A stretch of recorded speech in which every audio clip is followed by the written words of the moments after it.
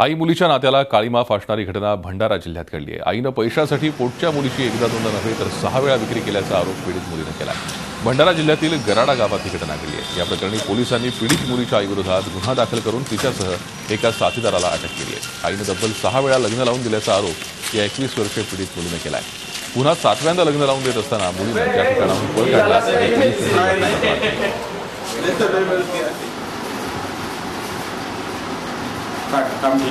आई असो वडील असो कोणीच असो स्वतःवर अत्याचार होऊन सहन करनेवाले मी तर सहन केली। आतापर्यंत माझे 6 लग्न झाले, येतपर्यंत सहन केली।